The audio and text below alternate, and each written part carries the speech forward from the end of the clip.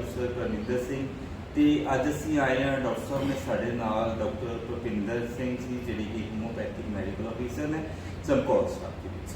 ਸੋ ਉਹਨਾਂ ਨਾਲ ਅੱਜ ਅਸੀਂ ਵਿਸ਼ੇਸ਼ ਵਿਸ਼ੇ ਦੇ ਉੱਤੇ ਜਿਹੜੀ ਕਿ ਵਿਸ਼ੇਸ਼ ਬਿਮਾਰੀ ਹੈ, ਬਹੁਤ ਘਾਤਕ ਰੋਗ ਹੈਗਾ ਜਿਹੜਾ ਆਮ ਜਿਹੜਾ ਹੈਗਾ ਲੋਕਾਂ ਦੇ ਵਿੱਚ ਪਾਇਆ ਜਾਂਦਾ ਹੈਗਾ, ਉਹਦੇ ਬਾਰੇ ਗੱਲ ਕਰਾਂਗੇ। ਤੇ ਇਹ ਬਿਮਾਰੀ ਹੈਗੀ ਆ ਪਿੱਤੇ ਦੀ ਪੱਥਰੀ। ਬਹੁਤ ਸਾਰੇ ਲੋਕ ਜਿਹੜੇ ਹੈਗੇ ਆ ਇਹਦੇ ਬਾਰੇ, ਬਹੁਤ ਸਾਰੇ ਲੋਕ ਪਿੱਤੇ ਦੀ ਪੱਥਰੀ ਤੋਂ ਪੀੜਤ ਹੋਣਗੇ ਤਾਂ ਕਿਵੇਂ ਇਹਦਾ ਹੋਮੋਪੈਥੀ ਦੇ ਵਿੱਚ ਇਲਾਜ ਸੰਭਵ ਹੈ, ਇਹਦੇ ਬਾਰੇ ਆਪਾਂ ਅੱਜ ਡਾਕਟਰ ਭੁਪਿੰਦਰ ਜੀ ਨੇ ਸਾਡੇ ਨਾਲ ਤੇ ਆਪਾਂ ਉਹਨਾਂ ਨਾਲ ਅੱਜ ਜਿਹੜੀ ਹੈ ਜਾਣਕਾਰੀ ਸਾਂਝੀ ਕਰਾਂਗੇ। ਡਾਕਟਰ ਸਾਹਿਬ ਤੁਹਾਡਾ ਬਹੁਤ ਬਹੁਤ ਸਵਾਗਤ ਹੈ। ਪਹਿਲਾਂ ਤਾਂ ਮਾਸ ਮੀਡੀਆ ਦਾ ਬਹੁਤ ਬਹੁਤ ਧੰਨਵਾਦ ਮੈਨੂੰ ਆਪਣੀ ਗੱਲ ਰੱਖਣ ਵਾਸਤੇ। ਹਾਂਜੀ ਡਾਕਟਰ ਸਾਹਿਬ, ਜਿਹੜੀ ਪਿੱਤੇ ਦੀ ਪੱਥਰੀ ਹੈ ਅੱਜ ਕੱਲ੍ਹ ਆਮ ਲੋਕਾਂ ਦੇ ਵਿੱਚ ਪਾਈ ਜਾਂਦੀ ਹੈ, ਤੇ ਇਹਦਾ ਜਿਹੜਾ ਹੈਗਾ ਇਹ ਸਭ ਕੀ ਆਪਾਂ ਕਹਿ ਦਈਏ ਕਿ ਇਹ ਕੀ ਕਾਰਨ ਹੈਗਾ, ਕਿਉਂ ਹੁੰਦੀ ਹੈ ਤੇ ਕੀ ਲੱਛਣ ਹੈ, ਕਿਵੇਂ ਪਤਾ ਲੱਗਦਾ ਕਿ ਸਾਡੀ ਪੱਥਰੀ? ਵੈਸੇ ਤਾਂ ਪਿੱਤੇ ਦੀ ਪੱਥਰੀ ਦੇ ਲੱਛਣ ਜਨਰਲੀ ਨਹੀਂ ਹੁੰਦੇ ਜੀ, ਇਹ ਸਾਇਲੈਂਟ ਰਹਿੰਦੀ ਹੈ। ਇਹਦਾ ਪਤਾ ਸਿਰਫ ਉਦੋਂ ਹੀ ਚੱਲਦਾ ਹੈ ਜਦੋਂ ਮਰੀਜ਼ ਨੂੰ ਦਰਦ ਹੋਵੇ ਜੀ। ਪਰ ਜ਼ਿਆਦਾਤਰ ਪਿੱਤੇ ਦੀ ਪੱਥਰੀ ਦਾ ਦਰਦ ਰਾਤ ਨੂੰ ਹੀ ਹੁੰਦਾ ਹੈ ਜੀ। ਮੈਕਸਿਮਮ ਕੇਸਿਸ ਦੇ ਅੰਦਰ ਇਹਦਾ ਦਰਦ ਰਾਤ ਨੂੰ ਹੀ ਪਾਇਆ ਜਾਂਦਾ ਹੈ। ਅੱਧੀ ਰਾਤ ਦੇ ਆਸ-ਪਾਸ ਪਿੱਤੇ ਦੀ ਪੱਥਰੀ ਦਾ ਦਰਦ ਹੁੰਦਾ ਹੈ ਜੀ। ਪਿੱਤੇ ਦੀ ਪੱਥਰੀ ਪਿੱਤਾ ਸਾਡਾ ਇੱਕ ਗ੍ਰੰਥੀ ਹੈ ਜੋ ਸਾਡੇ ਲਿਵਰ ਦੇ ਨੀਚੇ ਰਹਿੰਦਾ ਹੈ। ਗੁਬਾਰਾਨੁਮਾ ਇੱਕ ਬਲੂਨ ਟਾਈਪ ਸਾਡਾ ਹੁੰਦਾ ਜਿਹਦੇ ਵਿੱਚ ਸਾਡਾ ਲਿਵਰ ਪਾਈਲ ਸਟੋਰ ਕਰਦਾ ਹੈ, ਜਿਹੜਾ ਕਿ ਸਾਡੀ ਰੋਟੀ ਪਚਾਉਣ ਵਿੱਚ, ਸਾਡੇ ਪਾਚਨ ਵਿੱਚ ਉਹਦੀ ਬਹੁਤ ਵੱਡੀ ਇੱਕ ਸ਼ਾਟ ਹਾਂ ਸਾਡੇ ਛੋਟੀ ਅੰਤੜੀ ਦੇ ਵਿੱਚ ਜਾ ਕੇ ਇੱਕ ਸ਼ਾਟ ਦਿੰਦਾ ਜਿਹਦੇ ਨਾਲ ਸਾਡੀ ਰੋਟੀ ਪਚਦੀ ਹੈ ਜੀ। ਸੋ ਜਦੋਂ ਇਹਦੇ ਵਿੱਚ ਜੂਸ ਦੇ ਅੰਦਰ ਉਹਦਾ ਕੰਟੈਂਟ ਇਕੱਠਾ ਹੋ ਜਾਵੇ ਹੈ ਨਾ, ਜਿਵੇਂ ਬਾਇਲ ਸਵਾਲਟ ਨੇ ਹੁੰਦੇ, ਕੁਝ ਬਾਇਲ ਪਿਗਮੈਂਟਸ ਹੁੰਦੀਆਂ, ਕੋਲੈਸਟਰੋਲ ਹੁੰਦੀਆਂ, ਇਹਦੇ ਵਿੱਚ ਮੁੱਖ ਉਹਦੇ ਕੰਪੋਨੈਂਟਸ ਨੇ ਸਾਡੇ ਬਾਜੀ, ਉਹਨਾਂ ਨੂੰ ਕਣਾਂ ਨੂੰ ਇਕੱਠਾ ਹੋ ਕੇ ਉਹ ਇੱਕ ਪੱਥਰੀ ਕ੍ਰੀਏਟ ਕਰਦਾ ਜੀ। ਕੋਲੈਸਟਰੋਲ ਦੀਆਂ ਪੱਥਰੀਆਂ ਸਭ ਤੋਂ ਜ਼ਿਆਦਾ ਕਾਮਨ ਨੇ ਜਿਹੜੀਆਂ ਕਿ ਹੁੰਦੀਆਂ ਕੋਲੈਸਟਰੋਲ ਦੀਆਂ ਜ਼ਿਆਦਾ ਹੁੰਦੀਆਂ। ਇਹਦਾ ਮਤਲਬ ਜਿਹਦੇ ਵਿੱਚ ਜ਼ਿਆਦਾ ਕੋਲੈਸਟਰੋਲ, ਕਿਸੇ ਪਰਸਨ ਦੇ ਵਿੱਚ ਜ਼ਿਆਦਾ ਕੋਲੈਸਟਰੋਲ ਬਣਦਾ ਹੈ ਕਿ ਉਹਦੇ ਕਾਰਨ ਕਰਕੇ ਇਹ ਪੱਥਰੀ ਬਣਦੀ ਹੈ? ਕੋਲੈਸਟਰੋਲ ਬਣਨ ਤੋਂ ਪਹਿਲਾਂ ਕੋਲੈਸਟਰੋਲ ਤੁਸੀਂ ਕਿੰਨਾ ਲੈ ਰਹੇ ਹੋ, ਤੁਸੀਂ ਖੁਰਾਕ ਕਿੱਦਾਂ ਦੀ ਲੈ ਰਹੇ ਹੋ, ਉਹ ਬਹੁਤ ਇੰਪੋਰਟੈਂਟ ਹੈ ਕਿ ਕੋਲੈਸਟਰੋਲ ਸਿੱਧਾ ਸਰੀਰ ਦੇ ਵਿੱਚ ਨਹੀਂ ਬਣ ਜਾਂਦਾ ਜੀ। ਕੋਲੈਸਟਰੋਲ ਤੋਂ ਪਹਿਲਾਂ ਤੁਹਾਡਾ ਭੋਜਨ ਹੁੰਦਾ ਹੈ ਕਿ ਤੁਸੀਂ ਕੀ ਖਾ ਰਹੇ ਹੋ, ਕਿੱਦਾਂ ਦਾ ਖਾ ਰਹੇ ਹੋ, ਕਦੋਂ ਤੇ ਕਿੰਨਾ ਖਾ ਰਹੇ ਹੋ, ਇਹ ਬਹੁਤ ਜ਼ਰੂਰੀ ਹੈ।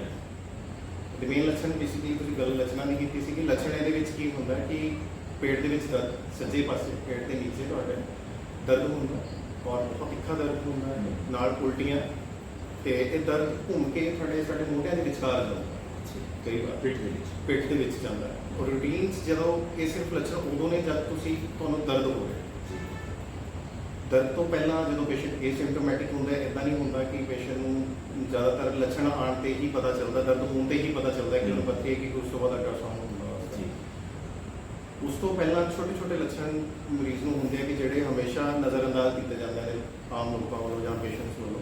ਉਹ ਇਹ ਹੈ ਕਿ ਪੇਟ 'ਚ ਅਫਾਰਾ, ਰੋਟੀ ਦਾ ਹੌਲੀ ਪਚਣਾ ਤੇ ਦਿਲ ਕੱਚਾ ਕਈ ਵਾਰ ਫੀਲ ਹੁੰਦਾ, ਇਹ ਮੁੱਖ ਲੱਛਣ ਹੈ।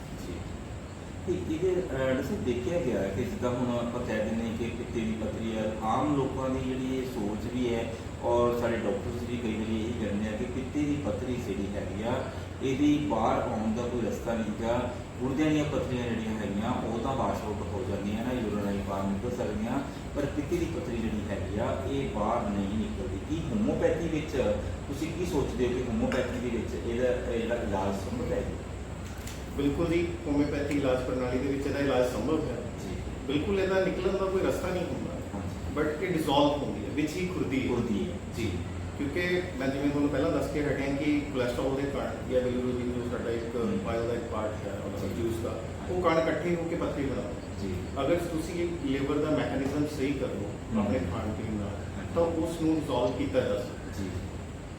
ਜਿਹੜੇ ਆਪਾਂ ਖੁਰਾਕ ਨਾਲ ਹੀ ਤੇ ਸਹੀ ਮੈਡੀਸਨ ਉਹਨਾਂ ਦੀ ਕੀਤਾ ਜਾ ਸਕਦਾ ਜੀ। ਇਹ ਸਰ ਤੁਸੀਂ ਇਹ ਗੱਲ ਜਾਣਕਾਰੀ ਦਿਓ ਕਿ ਕਿੰਨੇ ਕੁ ਪੇਸ਼ੈਂਟ ਹੈਗੇ ਆ ਇਸ ਤਰ੍ਹਾਂ ਦੇ ਜਿਨ੍ਹਾਂ ਨੂੰ ਤੁਸੀਂ ਹੋਮੋਪੈਥਿਕ ਮੈਡੀਸਨ ਨਾਲ, ਇਸ ਦਵਾਈ ਨਾਲ, ਇਸ ਪ੍ਰਣਾਲੀ ਨਾਲ ਤੁਸੀਂ ਜਿਹੜੀ ਹੈਗੀਆਂ ਪਿੱਤੇ ਦੀਆਂ ਪੱਥਰੀਆਂ ਇਸ ਤਰ੍ਹਾਂ ਦੇ ਕਿੰਨੇ ਪ੍ਰੂਫ ਹੈ ਤੁਹਾਡੇ ਕੋਲ? ਮੇਰੇ ਕੋਲ ਪ੍ਰੂਫ ਹੈਗੇ ਆ ਜੀ। ਕਈ ਪੇਸ਼ੈਂਟਸ ਨੇ ਮੇਰੇ ਕੋਲ ਉਹਨਾਂ ਦੀ ਰਿਪੋਰਟਸ ਹੈਗੀਆਂ ਪਹਿਲਾਂ ਤੇ ਬਾਅਦ ਦੀਆਂ। ਹਾਂਜੀ ਜੀ। ਤੇ ਕਦੀ ਆਪਾਂ ਮਿਲਾਂਗੇ ਜੀ ਇਹਨਾਂ ਪੇਸ਼ੈਂਟਾਂ ਨਾਲ, ਦੇਖਾਂਗੇ ਆਪਾਂ ਉਹਨਾਂ ਦੀ ਮੁਲਾਕਾਤ ਜਿਹੜੀ ਹੈਗੀ ਆਪਣੇ ਦਰਸ਼ਕਾਂ ਨੂੰ ਕਰਾਵਾਂਗੇ। ਬਹੁਤ ਸਾਰੇ ਦਰਸ਼ਕ ਤੁਹਾਨੂੰ ਦੇਖ ਰਹੇ ਨੇ, ਲਾਈਵ ਵੀ ਸੁਣ ਰਹੇ ਹੋਣਗੇ, ਅੱਜ ਦੇਖ ਰਹੇ ਹੋਣਗੇ ਕਿ ਇਹ ਜਿਹੜੀਆਂ ਪਿੱਤੇ ਦੀਆਂ ਪੱਥਰੀਆਂ ਨੇ, ਜਿਵੇਂ ਡਾਕਟਰ ਸਾਹਿਬ ਨੇ ਬਹੁਤ ਹੀ ਵਿਸਤਾਰ ਸਹਿਤ ਜਾਣਕਾਰੀ ਦੇ ਰਹੇ ਨੇ ਕਿ ਪਿੱਤੇ ਦੀਆਂ ਪੱਥਰੀਆਂ ਜਿਹੜੀਆਂ ਹੈਗੀਆਂ ਹੋਮੋਪੈਥਿਕ ਪ੍ਰਣਾਲੀ ਰਾਹੀਂ, ਹੋਮੋਪੈਥਿਕ ਮੈਡੀਸਨ ਰਾਹੀਂ ਇਹ ਖਤਮ ਕੀਤੀਆਂ ਜਾ ਸਕਦੀਆਂ, ਅੰਦਰੇ ਹੀ ਡਿਸੋਲਵ ਕੀਤੀਆਂ ਜਾ ਸਕਦੀਆਂ। ਜ਼ਿਆਦਾਤਰ ਡਾਕਟਰ ਸਾਹਿਬ ਸ਼ੱਕ ਜ਼ਿਆਦਾਤਰ ਲੋਕਾਂ ਦੇ ਮਨਾਂ ਦੇ ਵਿੱਚ ਇਹ ਡਰ ਹੁੰਦਾ ਹੈ ਕਿ ਅਗਰ ਪਿੱਤੇ ਵਿੱਚ ਪੱਥਰੀਆਂ ਜ਼ਿਆਦਾ ਸਮਾਂ ਤੱਕ ਰਹਿੰਦੀਆਂ ਨੇ ਤਾਂ ਉਹ ਕੈਂਸਰ ਦਾ ਕਾਰਨ ਬਣ ਜਾਂਦੀਆਂ। ਕੀ ਇਹ ਸੱਚਾਈ ਹੈ ਜੀ ਹੈ, ਕਿਉਂਕਿ ਬਹੁਤ ਲੰਬਾ ਟਾਈਮ ਅਗਰ ਤੁਹਾਡੇ ਪਿੱਤੇ ਦੇ ਵਿੱਚ ਪੱਥਰੀਆਂ ਹੋਣ ਔਰ ਭਰਿਆ ਹੋ ਤਾਂ ਇਨਫੈਕਸ਼ਨ ਕਰਦਾ, ਜਿਹਨੂੰ ਪੋਲੀਸਿਸਟਾਈਟਿਸ ਕਹਿ ਦਿੰਦੇ ਆ, ਤਾਂ ਉਸ ਤੋਂ ਬਾਅਦ ਉਹਦੇ ਚਾਂਸਸ ਵੱਧ ਜਾਂਦੇ। ਪਰ ਅਗਰ ਅਸੀਂ ਆਪਣੀ ਖੁਰਾਕ ਦਾ ਧਿਆਨ ਕੀਤਾ ਜਾਵੇ ਜੀ ਔਰ ਸਹੀ ਸਮੇਂ ਤੇ ਇਲਾਜ ਸ਼ੁਰੂ ਕਰ ਦਿੱਤਾ ਜਾਵੇ ਜੀ। ਤਾਂ ਇਸ ਨੂੰ ਰਿਵਰਸ ਕਰਨਾ ਵੀ ਪੋਸੀਬਲ ਹੈ। ਜੀ ਠੀਕ, ਕਿਉਂਕਿ ਬੇਸਿਕਲੀ ਸਾਡਾ ਹਰ ਚੀਜ਼ ਸਾਡੇ ਖਾਣੇ ਨਾਲ ਜੁੜੀ ਹੈ। ਜੀ ਸਾਡੇ ਸਰੀਰ ਨੂੰ ਚੱਲਣ ਲਈ ਊਰਜਾ ਦੀ ਲੋੜ ਹੈ, ਤੇ ਉਹ ਊਰਜਾ ਸਾਨੂੰ ਸਾਡੇ ਖਾਣੇ ਤੋਂ ਪ੍ਰਦਾਨ ਹੁੰਦੀ ਹੈ। ਰਾਈਟ। ਤਾਂ ਸਾਡਾ ਖਾਣਾ ਮੁੱਖ ਤੌਰ ਤੇ 4 ਚੀਜ਼ਾਂ ਚ ਬਣਿਆ ਹੋਇਆ, ਕਾਰਬੋਹਾਈਡਰੇਟ, ਪ੍ਰੋਟੀਨ, ਫੈਟਸ ਤੇ ਲਿਪਿਡ। ਜੀ ਤੇ ਕਾਰਬੋਹਾਈਡਰੇਟ 1 ਗ੍ਰਾਮ ਚ ਲਗਭਗ 4 ਕੈਲਰੀਜ਼ ਪ੍ਰੋਡਿਊਸ ਕਰਦਾ ਜੀ। ਹੈ। ਜਦੋਂ 1 ਗ੍ਰਾਮ ਅਸੀਂ ਕਾਰਬੋਹਾਈਡਰੇਟ ਦਾ ਸੇਵਨ ਕਰਦੇ ਹਾਂ ਤਾਂ 4 ਕੈਲਰੀਜ਼ ਸਾਡੇ ਸਰੀਰ ਨੂੰ ਮਿਲਦੀਆਂ। ਤੇ ਪ੍ਰੋਟੀਨ ਨਾਲ ਸਾਨੂੰ ਤਕਰੀਬਨ 6 ਕੈਲਰੀਜ਼ ਮਿਲਦੀਆਂ ਨੇ, ਜੀ। ਫੈਟ ਨਾਲ ਸਾਨੂੰ 9 ਕੈਲਰੀਜ਼ ਮਿਲਦੀਆਂ ਨੇ, ਮਿਨਰਲਸ ਬਹੁਤ ਘੱਟ ਕੈਲਰੀਜ਼ ਦਿੰਦੇ ਆ, ਜੀ। ਜਿਨ੍ਹਾਂ ਚ ਕਾਰਬੋਹਾਈਡਰੇਟ, ਜਿੰਨਾ ਵੀ ਸਾਡਾ ਅੰਨ, ਜਿਹੜੀ ਵੀ ਚੀਜ਼ ਕਣਕ ਤੋਂ ਜਾਂ ਸਾਡੇ ਅੰਨ ਤੋਂ ਬਣਦੀ ਹੈ, ਉਹ ਸਾਰਾ ਕਾਰਬੋਹਾਈਡਰੇਟ ਦਾ ਸੋਰਸ ਹੈ। ਇੱਕ ਆਲੂ, ਕੇਲਾ ਤੇ ਅੱਜ ਆਮ ਮਿਲ ਰਿਹਾ ਹੈ, ਅੰਬ, ਇਹ ਕਾਰਬੋਹਾਈਡਰੇਟ ਦੇ ਸੋਰਸਿਸ ਨੇ।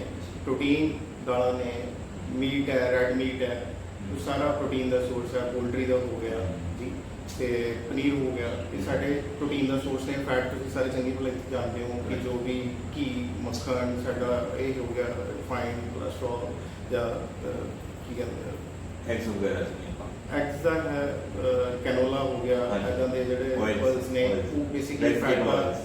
ਫੈਟ ਦਾ ਮੇਨ ਜੀ, ਸੋਰਸਿਸ ਨੇ। ਜੀ। ਸੋ ਅਸੀਂ ਖਾ ਕਿੰਨਾ ਰਹੇ ਹਾਂ, ਇਹ ਬਹੁਤ ਇੰਪੋਰਟੈਂਟ ਹੈ। ਮੈਂ ਇੱਕ ਚੀਜ਼ ਦੱਸਣੀ ਚਾਹੂੰਗਾ ਸਾਡੇ ਦਰਸ਼ਕਾਂ ਨੂੰ ਕਿ ਤੁਸੀਂ ਸਹੀ ਟਾਈਮ ਤੇ ਸਹੀ ਮਿਕਦਾਰ ਦੇ ਅੰਦਰ ਖਾਓਗੇ ਤਾਂ ਹਰ ਚੀਜ਼ ਫਾਇਦੇਮੰਦ ਹੁੰਦੀ ਹੈ, ਸਾਨੂੰ ਨੁਕਸਾਨ ਨਹੀਂ ਕਰਦੀ ਹੈ। ਇੱਕ ਆਮ ਇਨਸਾਨ ਨੂੰ ਜਿਹੜਾ ਕਿ ਸਿਰਫ ਕੁਰਸੀ ਤੇ ਬੈਠ ਕੇ ਕੰਮ ਕਰਦਾ ਹੈ ਜਾਂ ਇੱਕ ਸੈਡੈਂਟਰੀ ਲਾਈਫ ਹੈ, ਬਹੁਤ ਹੈਵੀ ਵਰਕਆਊਟ ਨਹੀਂ ਕਰਦਾ, ਉਹਨੂੰ 1600 ਤੋਂ ਲੈ ਕੇ 1700 ਕੈਲਰੀਜ਼ ਦੀ ਇੱਕ ਦਿਨ ਦੇ ਵਿੱਚ ਜ਼ਰੂਰਤ ਹੁੰਦੀ ਹੈ। ਜੀ। ਹਰ ਇਨਸਾਨ, ਚਾਹੇ ਮੈਂ ਤੁਹਾਡੇ ਨਾਲ ਗੱਲਾਂ ਕਰ ਰਿਹਾ, ਜਦੋਂ ਵੀ ਮੇਰਾ ਖਰਚਾ ਹੋ ਰਿਹਾ ਮੇਰੇ ਸਰੀਰ ਦਾ, ਮੇਰੀ ਕੈਲਰੀਜ਼ ਬਰਨ ਹੋ ਰਹੀਆਂ ਨੇ, ਤਾਂ ਜਦੋਂ ਸਾਡੀਆਂ ਜਿੰਨੀਆਂ ਕੈਲਰੀਜ਼ ਬਰਨ ਹੁੰਦੀਆਂ, ਸਾਨੂੰ ਉਦੋਂ ਉਨਾ ਹੀ ਸੇਵਨ ਕਰਨਾ ਚਾਹੀਦਾ। ਜੀ। ਅਗਰ ਅਸੀਂ ਇੱਕ ਟਾਈਮ ਤੇ 350 ਕੈਲਰੀਜ਼ ਤੋਂ ਜ਼ਿਆਦਾ ਸਾਨੂੰ ਨਹੀਂ ਲੈਣੀ ਚਾਹੀਦੀ। ਅਗਰ ਸਾਡੀ ਕੈਲਰੀਜ਼ ਇਨਟੇਕ ਜ਼ਿਆਦਾ ਹੋਊਗੀ ਤਾਂ ਸਾਡੇ ਲਿਵਰ ਨੂੰ ਉਨਾ ਹੀ ਕੰਮ ਕਰਨਾ ਪਊਗਾ। ਜ਼ਿਆਦਾ। ਜਿੰਨਾ ਲਿਵਰ ਨੂੰ ਜ਼ਿਆਦਾ ਕੰਮ ਕਰਨਾ ਪਊਗਾ, ਜੀ। ਸਾਡਾ ਕੋਲੇਸਟ੍ਰੋਲ ਉਹਦੇ ਵਿੱਚ ਕਣ ਜ਼ਿਆਦਾ ਬਣਦੇ ਜਾਣਗੇ ਔਰ ਪਤਲੀ ਹੋਣ ਦੇ ਚਾਂਸਸ ਜ਼ਿਆਦਾ ਹੋਣਗੇ। ਜੀ। ਸੋ ਸਾਨੂੰ ਦੇਖਣਾ ਪਊਗਾ ਕਿ ਅਸੀਂ ਕਦੋਂ ਕਿੰਨਾ ਖਾਣਾ। ਚਲੋ ਇਹਦੇ ਨਾਲ ਨਾਲ ਦੱਸੋ, ਮੈਂ ਇਹੀ ਜਾਣਕਾਰੀ ਆਪਣੇ ਦਰਸ਼ਕਾਂ ਨਾਲ ਸਾਂਝੀ ਕਰਦੇ ਹਾਂ ਆਪਾਂ ਕਿ ਖੁਰਾਕ ਜਿਹੜੀ ਹੈਗੀ, ਜਦੋਂ ਤੁਸੀਂ ਦੱਸ ਰਹੇ ਹੋ ਕਿ ਕਿੰਨੀ ਖਾਣੀ ਚਾਹੀਦੀ ਹੈ, ਤੇ ਸਾਨੂੰ ਡੇਲੀ ਦੇ ਵਿੱਚ ਤੁਸੀਂ ਦੱਸ ਰਹੇ ਕਿ ਇੰਨੀਆਂ ਕੈਲਰੀਜ਼ ਜਿਹੜੀਆਂ ਹੈਗੀਆਂ ਇੱਕ ਪਰਸਨ ਨੂੰ ਲੈਣੀਆਂ ਚਾਹੀਦੀਆਂ। ਦੱਸੋ ਕਿੱਦਾਂ ਦੀ ਖੁਰਾਕ ਜਿਹੜੀ ਹੈਗੀ, ਕਿਸ ਤਰ੍ਹਾਂ ਦੀਆਂ ਚੀਜ਼ਾਂ ਜਿਹੜੀਆਂ ਹੈਗੀਆਂ ਆਮ ਭਾਸ਼ਾ ਦੇ ਵਿੱਚ ਦੇਖੀਏ ਕਿ ਕਿਸ ਤਰ੍ਹਾਂ ਦੀਆਂ ਚੀਜ਼ਾਂ ਜਿਹੜੀਆਂ ਪੰਜਾਬ ਦੇ ਵਿੱਚ ਅਵੇਲੇਬਲ ਨੇ, ਜਿੱਦਾਂ ਫਲ ਫਰੂਟ ਨੇ, ਸਬਜ਼ੀਆਂ ਨੇ ਜਾਂ ਹੋਰ ਚੀਜ਼ਾਂ ਨੇ, ਜਿਨ੍ਹਾਂ ਨੂੰ ਆਪਾਂ ਖਾ ਕੇ ਇਹ ਕੈਲਰੀਜ਼ ਜਿਹੜੀਆਂ ਹੈਗੀਆਂ ਆਪਾਂ ਉਹਨਾਂ ਨੂੰ ਪੂਰੀਆਂ ਕਰ ਸਕਦੇ ਔਰ ਨਾਲ ਦੀ ਨਾਲ ਆਪਣੀ ਡਾਈਟ ਜਿਹੜੀ ਹੈਗੀ ਉਹ ਪੂਰੀ ਕਰ ਸਕਦੇ। ਕਿਵੇਂ ਕੈਲਰੀਜ਼ ਮੈਂ ਕਹਿਣਾ ਤਾਂ ਸ਼ਾਇਦ ਕਈ ਲੋਕ ਇਸ 'ਚ ਸਮਝ ਨਹੀਂ ਪਾਣਗੇ ਕਿ ਹਾਂਜੀ। ਕੈਲਰੀਜ਼ ਦਾ ਖੇਲ ਹੈ ਕੀ ਹੈ, ਹਾਂਜੀ, ਹਾਂਜੀ। ਕਿ ਇੰਨੀ ਕੈਲਰੀਜ਼ ਲੈਣੀਆਂ ਨੇ। ਜੀ। ਉਹਨੂੰ ਬਹੁਤ ਸਿੰਪਲੀਫਾਈ ਕਰਨ ਦੀ ਮੈਂ ਕੋਸ਼ਿਸ਼ ਕਰਦਾ। ਹਾਂਜੀ। ਜਿਵੇਂ ਮੈਂ ਤੁਹਾਨੂੰ ਪਹਿਲਾਂ ਦੱਸਿਆ ਕਿ ਕਾਰਬੋਹਾਈਡਰੇਟ ਬੇਸਿਕਲੀ 1 ਗ੍ਰਾਮ 'ਚ 4 ਕੈਲਰੀਜ਼ ਨੇ, ਰਾਈਟ। ਤੇ ਸਾਡਾ ਸਾਰਾ ਅੰਨ ਕਾਰਬੋਹਾਈਡਰੇਟ। ਰਾਈਟ। ਤਾਂ ਇੱਕ ਚਪਾਤੀ ਆਈਡਲੀ 25 ਗ੍ਰਾਮ ਹੂੰ। ਕਾਰਬੋਹਾਈਡਰੇਟ ਦਿੰਦੀ ਹੈ। Right. ਤਾਂ 25 into 4 ਇਹ 100 ਕੈਲਰੀਜ਼ ਤਾਂ ਤੁਸੀਂ ਇੱਕ ਚੀਜ਼ ਸਮਝੋ ਕਿ ਇੱਕ ਰੋਟੀ ਦਾ ਮਤਲਬ 100 ਕੈਲਰੀਜ਼। 100 ਕੀ ਅਲੱਗ ਤੋਂ ਹੈ ਕਿ ਫੈਟ ਜਿੱਦਾਂ ਮੈਂ ਤੁਹਾਨੂੰ ਦੱਸਿਆ 1 ਗ੍ਰਾਮ 100 ਕੈਲਰੀਜ਼ ਦਿੰਦੀ ਹੈ, ਕੁਝ ਜ਼ਿਆਦਾ ਕੈਲਰੀਜ਼। ਕੁਝ ਜ਼ਿਆਦਾ ਕੈਲਰੀਜ਼। ਤਾਂ ਸਾਨੂੰ ਨਹੀਂ ਪਤਾ ਚੱਲਦਾ ਕਿ ਅਸੀਂ ਕਦੋਂ ਕਿੰਨੀਆਂ ਕੈਲਰੀਜ਼ ਲੈ ਚੁੱਕੇ ਜੀ। ਹਾਂ। ਅਸੀਂ ਰੂਟੀਨ ਪੇਸ਼ੈਂਟਸ ਨਾਲ ਆਉਂਦੇ ਆ ਮੇਰੇ ਕੋਲ ਆਮ ਆ ਕੇ ਕਹਿੰਦੇ ਕਿ ਡਾਕਟਰ ਸਾਹਿਬ ਮੈਂ ਬਹੁਤ ਰੂਟੀਨ ਦੀ ਚੀਜ਼ਾਂ ਖਾਂਦਾ, ਬਟ ਮੈਂ ਘਰੇ ਜ਼ਿਆਦਾ ਨਹੀਂ ਖਾਂਦਾ, ਮੈਂ ਬਾਹਰ ਤਾਂ ਨਹੀਂ ਖਾਂਦਾ ਹੈਗਾ। ਪਰ ਪੇਸ਼ੈਂਟਸ ਨੂੰ ਇਹ ਨਹੀਂ ਪਤਾ ਹੁੰਦਾ ਕਿ ਉਹ ਕੈਲਰੀਜ਼ ਕਿੰਨੀਆਂ ਨੇ, ਕਿਉਂਕਿ ਸਾਡਾ ਸਰੀਰ ਇੱਕ ਇੰਜਨ ਹੈ, ਇਹਨੂੰ ਸਿਰਫ ਉਨਾ ਹੀ ਤੇਲ ਦੇਣਾ ਜਿੰਨਾ ਅਸੀਂ ਵਰਤਣਾ। ਜੀ। ਜੇ ਤੁਸੀਂ ਵਰਤਣਾ ਇਹਨੂੰ ਜ਼ਿਆਦਾ ਹੈ ਤਾਂ ਤੁਹਾਨੂੰ ਵੱਧ ਲੈਣਾ ਪਊਗਾ। ਜੇ ਤੁਸੀਂ ਨਹੀਂ ਚਲਾਉਣਾ ਤਾਂ ਫਿਰ ਤੁਸੀਂ ਘੱਟ ਲੈਣਾ ਪਊਗਾ। ਸੋ ਇਸ ਕਰਕੇ ਸਾਨੂੰ ਦੇਖਣਾ ਪਊਗਾ ਕਿ ਸਾਨੂੰ ਅਸੀਂ ਕਿੰਨਾ ਕੰਮ ਕਰ ਰਹੇ ਹਾਂ, ਸਾਨੂੰ ਉਨੀ ਲੈਣੀ। ਤੇ 350 ਤੋਂ ਵੱਧ ਕੈਲਰੀਜ਼ ਨਹੀਂ ਹੋਣੀ ਚਾਹੀਦੀਆਂ ਕਿਸੇ ਵੀ ਇਨਸਾਨ ਦੀਆਂ, ਔਰ ਉਹਦੇ ਵਿੱਚ ਇੱਕ ਚਪਾਤੀ ਤੁਹਾਡੀ ਜਾਂਦੀ ਹੈ ਤਾਂ ਤੁਸੀਂ 2 ਚਪਾਤੀ ਲੈ ਸਕਦੇ ਹੋ ਜਾਂ 3 ਲੈ ਸਕਦੇ ਹੋ ਆਪਣੀ, ਔਰ ਤੁਸੀਂ ਨਾਲ ਸਬਜ਼ੀ ਹੁੰਦੀ ਹੈ ਤੁਹਾਡੀ ਅਰਾਊਂਡ ਇੱਕ ਸਬਜ਼ੀ ਦਾ ਬਾਉਲ ਜਾਂ ਦਾਲ ਦਾ ਬਾਉਲ ਤੁਹਾਡਾ 50 ਕੈਲਰੀਜ਼ ਤੁਹਾਨੂੰ ਉਹ ਪ੍ਰੋਡਿਊਸ ਕਰਦਾ ਤੁਹਾਡੀ ਬਾਡੀ ਦੇ ਵਿੱਚ।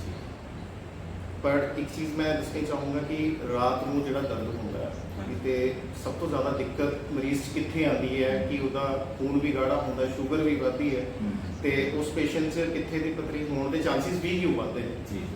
ਅਸੀਂ ਰਾਤੀ ਰੂਟੀਨ ਸਭ ਦੀ ਆਦਤ ਇਹ ਹੁੰਦੀ ਹੈ ਕਿ ਅਸੀਂ ਰਾਤ ਨੂੰ ਸਭ ਤੋਂ ਵੱਧ ਰੋਟੀ ਖਾਂਦੇ ਹਾਂ, ਸਾਰੇ ਦਿਨ ਦੀ ਕਸਰ ਅਸੀਂ ਰਾਤ ਨੂੰ ਪੜ੍ਹਦੇ ਹਾਂ ਔਰ ਇੱਥੇ ਹੀ ਗੜਬੜ ਹੁੰਦੀ ਹੈ ਕਿਉਂਕਿ ਰਾਤੀ ਸੌਣ 'ਚ ਸਾਡਾ 180 ਤੋਂ ਲੈ ਕੇ 200 ਕੈਲਰੀਜ਼ ਦਾ ਖਰਚਾ ਹੀ ਹੁੰਦਾ ਔਰ ਅਸੀਂ ਇੱਕ ਰੋਟੀ ਤੋਂ ਹੀ 100 ਕੈਲਰੀਜ਼ ਲੈ ਲਈ ਤਾਂ ਰਾਤੀ 4 ਰੋਟੀਆਂ ਖਾਧੀਆਂ ਤਾਂ 400 ਕੈਲਰੀਜ਼ ਹੁੰਦੀਆਂ ਔਰ ਤੁਸੀਂ ਅਗਰ ਜਿੰਨਾ ਲੇਟ ਖਾਓਗੇ ਤਾਂ ਸਾਡੇ ਲੀਵਰ ਲਈ ਉਹਨਾਂ ਨੁਕਸਾਨਦੇਹ ਹੈ।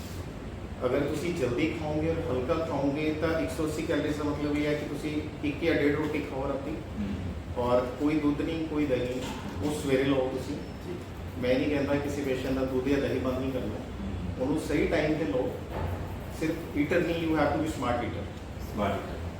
ਬਿਲਕੁਲ ਜਿਵੇਂ ਡਾਕਟਰ ਸਾਹਿਬ ਦੱਸ ਰਹੇ ਕਿ ਖਾਣਾ ਜਿਹੜਾ ਹੈਗਾ ਉਹ ਲੋੜ ਮੁਤਾਬਕ ਹੀ ਖਾਣਾ ਚਾਹੀਦਾ, ਤੁਹਾਨੂੰ ਪਤਾ ਹੋਣਾ ਚਾਹੀਦਾ ਕਿ ਕਿਹੜੀ ਅਸੀਂ ਕੈਲਰੀਜ਼ ਕਿੰਨੀਆਂ ਇਸ ਟਾਈਮ ਤੇ ਲੈਣੀਆਂ ਹੈਗੀਆਂ, ਕਿਹੜੀ ਚੀਜ਼ ਵਿੱਚ ਕਿੰਨੀਆਂ ਕੈਲਰੀਜ਼ ਸਾਨੂੰ ਮਿਲ ਰਹੀਆਂ ਨੇ, ਉਸ ਹਿਸਾਬ ਨਾਲ ਜਿਹੜਾ ਹੈਗਾ ਆਪਣਾ ਖਾਣਾ ਜਿਹੜਾ ਹੈਗਾ ਡਾਈਟ ਜਿਹੜੀ ਹੈਗੀ ਆ ਉਸ ਤਰੀਕੇ ਨਾਲ ਬਣਾਉਣੀ ਚਾਹੀਦੀ ਹੈ। ਨਾ ਕਿ ਸਾਨੂੰ ਸਰੀਰ ਦੀ ਲੋੜ ਅਨੁਸਾਰ ਖਾਣਾ ਚਾਹੀਦਾ, ਨਾ ਕਿ ਆਪਣੇ ਸਵਾਦ ਅਨੁਸਾਰ ਖਾਣਾ ਚਾਹੀਦਾ ਜਾਂ ਆਪਣੇ ਭੁੱਖ ਅਨੁਸਾਰ ਖਾਣਾ ਚਾਹੀਦਾ। ਇਹ ਵੀ ਬੜੀ ਵੱਡੀ ਚੀਜ਼ ਹੈ ਕਿਉਂਕਿ ਸਰੀਰ ਨੂੰ ਕਿਸ ਚੀਜ਼ ਦੀ ਲੋੜ ਹੈਗੀ ਆ ਸਾਨੂੰ ਉਹ ਚੀਜ਼ ਲੈਣੀ ਚਾਹੀਦੀ ਹੈ, ਕਿਸ ਖੁਰਾਕ ਦੀ ਲੋੜ ਹੈਗੀ ਆ ਉਹ ਚੀਜ਼ ਲੈਣੀ। ਜੇਕਰ ਤੁਹਾਡੇ 'ਚ ਮੰਨ ਲਓ ਕਿ ਖੂਨ ਦੀ ਕਮੀ ਹੈ ਤਾਂ ਤੁਹਾਨੂੰ ਹਰੀਆਂ ਸਬਜ਼ੀਆਂ, ਪੱਤੇਦਾਰ ਚੀਜ਼ਾਂ, ਉਹ ਚੀਜ਼ਾਂ ਜ਼ਿਆਦਾ ਖਾਣੀਆਂ ਚਾਹੀਦੀਆਂ। ਜੀਣ ਲਈ ਖਾਣਾ ਚਾਹੀਦਾ, ਖਾਣ ਲਈ ਦੇਣਾ ਚਾਹੀਦਾ। ਇਸ ਤਰ੍ਹਾਂ ਨਹੀਂ ਹੋਣਾ ਚਾਹੀਦਾ ਵੀ ਅਸੀਂ ਸਵਾਦ ਲਈ ਖਾਣਾ ਹੈਗਾ। ਹੁਣ ਜ਼ਿਆਦਾਤਰ ਡਾਕਟਰ ਲੋਕ ਹੁਣ ਕੀ ਕਰ ਰਹੇ ਹੈਗੇ ਆ, ਖਾਣਾ ਉਹ ਮਤਲਬ ਜਿੱਦਾਂ ਆਪਾਂ ਕਹਿੰਦੇ ਕੁਝ ਬਣਾਉਣ ਦੇ ਵਿੱਚ ਇੰਨਾ ਟੇਸਟੀ ਬਣਾਉਣਾ ਖਾਣਾ, ਉਹਨਾਂ ਨੇ ਤੜਕੇ ਲਾ ਕੇ ਘਿਓ ਪਾ ਕੇ ਭੁੰਨ ਕੇ ਤਲ ਕੇ ਚੀਜ਼ਾਂ ਬਣਾ ਕੇ ਉਹ ਇੱਕ ਮੇਰੇ ਲੱਗਦਾ ਉਹਦੇ ਵਿੱਚ ਕੈਲਰੀਜ਼ ਦਾ ਜਿਹੜੀਆਂ ਹੈਗੀਆਂ ਬਹੁਤ ਜ਼ਿਆਦਾ ਹੋ ਸਕਦੀਆਂ ਨੇ ਬਟ ਉਹਦੇ ਵਿੱਚ ਨਿਊਟ੍ਰੀਸ਼ਨ ਬਿਲਕੁਲ ਜ਼ੀਰੋ ਹੋ ਜਾਂਦੀ ਹੈ। ਸੋ ਨਿਊਟ੍ਰੀਸ਼ਨ ਜਿਹੜੀ ਹੈਗੀ ਆ ਸਾਡੀ ਸਿਹਤ ਲਈ ਬਹੁਤ ਜ਼ਰੂਰੀ ਆ, ਜਿਹੜੀ ਸਾਡੀ ਬੋਡੀ ਨੂੰ ਜ਼ਰੂਰਤ ਪੈਂਦੀ ਆ, ਜਿਹਦੇ ਨਾਲ ਸਾਡੀਆਂ ਬਹੁਤ ਸਾਰੀਆਂ ਬਿਮਾਰੀਆਂ ਜਿਹੜੀਆਂ ਠੀਕ ਕੀਤੀਆਂ ਜਾ ਸਕਦੀਆਂ। ਜਿਵੇਂ ਡਾਕਟਰ ਸਾਹਿਬ ਦੱਸ ਰਹੇ ਨੇ ਖੁਰਾਕ ਨਾਲ ਹੀ ਕਾਫੀ ਬਿਮਾਰੀਆਂ ਜਿਹੜੀਆਂ ਉਹ ਠੀਕ ਹੋ ਜਾਂਦੀਆਂ। ਡਾਕਟਰ ਸਾਹਿਬ ਲਾਸਟ ਵਿੱਚ ਮੈਂ ਇਹ ਚਾਹਾਂਗਾ ਕਿ ਆਪਣੇ ਦਰਸ਼ਕਾਂ ਨੂੰ ਅਸੀਂ ਕੀ ਜਿਹੜੀ ਹੈਗੀ ਆ ਖਾਸ ਹਦਾਇਤ ਦੇਣੀ ਚਾਹੋਗੇ ਤੁਸੀਂ ਇਸ ਮੌਕੇ 'ਤੇ ਕਿ ਕਿਸ ਤਰ੍ਹਾਂ ਜਿਹੜਾ ਹੈਗਾ ਜੀਵਨ ਜੀਣਾ ਚਾਹੀਦਾ? ਸਾਨੂੰ ਸਭ ਤੋਂ ਪਹਿਲਾਂ ਤਾਂ ਕਿ ਇਹ ਦਿੱਕਤ ਪਿੱਤੇ ਦੀ ਪੱਥਰੀ ਸਾਡੀ ਖੁਰਾਕ ਨਾਲ ਸੰਬੰਧਿਤ ਹੈ ਤਾਂ ਸਭ ਤੋਂ ਪਹਿਲਾਂ ਸਾਨੂੰ ਸਾਡੇ ਖੁਰਾਕ ਨੂੰ ਹੀ ਸੁਧਾਰਨਾ ਪਏਗਾ। ਠੀਕ, ਉਸ ਤੋਂ ਪਹਿਲਾਂ ਨਾਲ ਸਾਨੂੰ ਇੱਕ ਕਦੇ ਵੀ ਦਿੱਕਤ ਹੋਵੇ ਤਾਂ ਇੱਕ ਐਜੂਕੇਟਡ ਡਾਕਟਰ ਕੋਲ ਜਾਓ। ਕਦੇ ਵੀ ਨੈਟ ਤੋਂ ਜਾਂ ਕਿਤੋਂ ਹੋਰ ਸਰਚ ਕਰਕੇ ਕਦੇ ਵੀ ਆਪਣੇ ਮੈਡੀਕੇਸ਼ਨ ਨਾ ਕਰੋ। ਬਿਲਕੁਲ, ਕਦੇ ਵੀ ਦਿੱਕਤ ਹੋਵੇ ਪੰਜਾਬ ਸਰਕਾਰ ਦੀਆਂ ਸਰਕਾਰੀ ਡਿਸਪੈਂਸਰੀਜ਼ ਨੇ, CSC ਸਾਡੇ ਡਾਕਟਰਸ ਅਵੇਲੇਬਲ ਨੇ, ਤੁਸੀਂ ਉੱਥੇ ਜਾ ਕੇ ਆਪਣਾ ਉਹਨਾਂ ਨੂੰ ਦਿਖਾ ਸਕਦੇ ਹੋ। ਜੇ ਕਿਸੇ ਨੂੰ ਦਰਦ ਹੁੰਦਾ, ਮੈਂ ਇੱਕ ਚੀਜ਼ ਦੱਸ ਦਿੰਦਾ ਕਿ ਉਹ ਘਰੇ ਵੀ ਇਸ ਚੀਜ਼ ਨੂੰ ਹੈਂਡਲ ਕੀਤਾ ਜਾ ਸਕਦਾ। ਅਗਰ ਰਾਤ ਨੂੰ ਪਿੱਤੇ ਦੀ ਪੱਥਰੀ ਦਾ ਦਰਦ ਹੁੰਦਾ ਤਾਂ ਤੁਸੀਂ ਪਾਣੀ ਗਰਮ ਕਰੋ, ਇੱਕ ਗਲਾਸ ਦੇ ਵਿੱਚ ਉਹ ਹਲਕਾ ਜਿਹਾ ਨਮਕ ਪਾ ਲਓ, ਉਹਨੂੰ ਪੀ ਲਓ, ਉਹਦੇ ਨਾਲ ਤੁਹਾਡਾ ਦਰਦ ਸਟੇਬਲ ਹੋ ਜਾਵੇ। ਔਰ ਕੋਸ਼ਿਸ਼ ਇਹ ਕੀਤੀ ਜਾਏ ਕਿ ਰਾਤ ਦਾ ਖਾਣਾ ਜਿੰਨੀ ਜਲਦੀ ਹੋ ਜਾਏ ਔਰ ਹਲਕਾ ਹੋਵੇ ਉਨਾ ਅੱਛਾ। ਇਹ ਤੁਹਾਡੇ ਲੀਵਰ ਨੂੰ ਫੈਟੀ ਹੋਣ ਤੋਂ ਬਚਾਉਂਦਾ, ਤੁਹਾਡਾ ਪਿੱਤੇ ਦੇ ਜੂਸ ਨੂੰ ਇਹ ਨਾਰਮਲ ਕਰਦਾ, ਜਿਹਦੇ ਨਾਲ ਜਿਹੜੇ ਪੱਥਰੀਆਂ ਹੁੰਦੀਆਂ ਨੇ ਰਿਵਰਸ ਹੋਣੀਆਂ ਸਟਾਰਟ ਹੋ ਜਾਂਦੀਆਂ ਨੇ, ਉਹ ਡਿਜ਼ੋਲਵ ਹੋਣੀਆਂ ਸ਼ੁਰੂ ਹੋ ਜਾਂਦੀਆਂ ਨੇ ਤੇ ਤੁਹਾਨੂੰ ਕਦੇ ਵੀ ਦਰਦ ਦੀ ਦਿੱਕਤ ਨਹੀਂ ਆਉਂਦੀ ਤੇ ਨਾ ਕਦੇ ਭੁੱਖਾ ਰਹਿਣਾ। ਬਹੁਤ ਲੰਬਾ ਸਕਿਪਿੰਗ ਵੀ ਪਿੱਤੇ ਦੀ ਪੱਥਰੀ ਦੇ ਵਿੱਚ ਦਿੱਕਤ ਕਰਦਾ ਹੈ। ਕਈ ਲੋਕ ਫਾਸਟਿੰਗ ਕਰਦੇ ਨੇ ਤਾਂ ਉਦੋਂ ਵੀ ਪਿੱਤੇ ਦੀ ਪੱਥਰੀ ਦੇ ਦਰਦ ਹੋਣ ਦੇ ਚਾਂਸਸ ਵੱਧ ਜਾਂਦੇ ਨੇ ਔਰ ਓਵਰ ਈਟਿੰਗ ਨਾਲ ਵੀ ਵੱਧਦਾ ਹੈ। ਜਲਦੀ ਖਾਓ ਔਰ ਹਲਕਾ ਖਾਓ। ਜਲਦੀ ਖਾਓ, ਹਲਕਾ ਖਾਓ ਔਰ ਸਵੱਛ ਸਾਫ ਸੁਥਰਾ ਚੰਗਾ ਭੋਜਨ ਖਾਓ, ਜੰਕ ਤੋਂ ਪਰਹੇਜ਼ ਕਰੋ। ਇਹੀ ਜਿਹੜੀ ਹੈਗੀ ਆ ਅੱਜ ਜਿਹੜੀ ਡਾਕਟਰ ਨੇ ਸਾਰੀ ਜਾਣਕਾਰੀ ਤੁਹਾਡੇ ਨਾਲ ਸਾਂਝੀ ਕੀਤੀ ਆ। ਔਰ ਜਿਵੇਂ ਕਿ ਬਹੁਤ ਸਾਰੇ ਲੋਕਾਂ ਦੀ ਮਿੱਥ ਹੈ ਕਿ ਪਿੱਤੇ ਦਾ ਜਿਹੜੀ ਪੱਥਰੀ ਹੈਗੀ ਆ ਆਟੋਮੈਟਿਕਲੀ ਇਹਦੇ ਲਈ ਕੋਈ ਮੈਡੀਸਨ ਨਹੀਂ ਹੈਗੀ, ਕੋਈ ਵੀ ਟ੍ਰੀਟਮੈਂਟ ਨਹੀਂ ਹੈਗੀ, ਇਹਦੇ ਲਈ ਕਿ ਆਪਰੇਸ਼ਨ ਹੀ ਇੱਕ ਇਹਦਾ ਇਲਾਜ ਹੈਗਾ। ਇਹਨੂੰ ਪਿੱਤੇ ਨੂੰ ਰਿਮੂਵ ਕਰਨਾ ਪੈਂਦਾ। ਪੱਥਰੀਆਂ ਪਿੱਤੇ ਵਿੱਚੋਂ ਕਦੀ ਖਤਮ ਨਹੀਂ ਹੁੰਦੀਆਂ ਕਿਉਂਕਿ ਰਸਤਾ ਨਹੀਂ ਹੁੰਦਾ ਬਾਹਰ ਆਉਣ ਲਈ। ਗੁਰਦਿਆਂ ਵਿੱਚ ਜਿਹੜੇ ਹੈਗਾ ਯੂਰਨ ਦੇ ਰਾਹੀਂ ਬਾਹਰ ਆ ਸਕਦੀਆਂ ਬਟ ਇਹਦੇ ਰਾਹੀਂ ਜਿਹੜੀ ਪੱਥਰੀ ਬਾਹਰ ਨਹੀਂ ਆ ਸਕਦੀ। ਬਹੁਤ ਜ਼ਿਆਦਾ ਛੋਟੀਆਂ ਵਾਲਵਸ ਹੁੰਦੀਆਂ, ਛੋਟੀਆਂ ਨਾੜੀਆਂ ਹੁੰਦੀਆਂ ਨੇ ਜਿਨ੍ਹਾਂ ਦੇ ਵਿੱਚ ਵੀ ਇਹ ਪੱਥਰੀ ਬਾਹਰ ਨਹੀਂ ਨਿਕਲ ਸਕਦੀ। ਬਟ ਜਿਵੇਂ ਡਾਕਟਰ ਸਾਹਿਬ ਨੇ ਅੱਜ ਦੱਸਿਆ ਕਿ ਇਹ ਪੱਥਰੀਆਂ ਅੰਦਰ ਡਿਜ਼ੋਲਵ ਕੀਤੀਆਂ ਜਾ ਸਕਦੀਆਂ ਹੋਮੋਪੈਥਿਕ ਮੈਡੀਸਨ ਦੇ ਨਾਲ ਔਰ ਆਪਣੀ ਡਾਈਟ ਠੀਕ ਕਰਨ ਦੇ ਨਾਲ। ਤੇ ਮੈਨੂੰ ਲੱਗਦਾ ਕਿ ਦਰਸ਼ਕ ਜਿਹੜਾ ਇਹਦੇ ਵੱਲ ਖਾਸ ਧਿਆਨ ਦੇਣਗੇ ਤੇ ਪੰਜਾਬ ਵਾਸੀ ਜਿਹੜੇ ਹੈਗੇ ਸਾਡੇ ਬਹੁਤ ਵਧੀਆ ਖੁਰਾਕ ਖਾਣਗੇ ਔਰ ਇਹਦੇ ਨਾਲ ਆਪਣੀਆਂ ਬਿਮਾਰੀਆਂ ਨੂੰ, ਆਪਣੀ ਪਿੱਤੇ ਦੀ ਪਥਰੀ ਅਗਰ ਹੈਗੀ ਆ ਤਾਂ ਇਹਦੇ ਲਈ ਹੋਮੋਪੈਥਿਕ ਬਹੁਤ ਹੀ ਅੱਛੀ ਪ੍ਰਣਾਲੀ ਹੈ, ਜਿਹਦੇ ਨਾਲ ਤੁਸੀਂ ਆਪਣਾ ਟ੍ਰੀਟਮੈਂਟ ਕਰਵਾ ਸਕਦੇ ਹੋ ਔਰ ਆਪਣੀ ਡਾਈਟ ਨੂੰ ਠੀਕ ਕਰਕੇ ਬਾਕੀ ਦੀ ਸਿਹਤ ਜਿਹੜੀ ਆਪਣੀ ਠੀਕ ਰੱਖ ਸਕਦੇ ਹੋ। ਤੇ ਇੰਨਾ ਕੁਝ ਕਹਿਣਾ ਹੋਇਆ ਮੈਂ ਮਾਫੀ ਅਫਸਰ ਪਰਮਿੰਦਰ ਸਿੰਘ, ਡਾਕਟਰ ਭੁਪਿੰਦਰ ਸਿੰਘ ਜੀ ਦਾ ਬਹੁਤ ਬਹੁਤ ਧੰਨਵਾਦ। Thank you.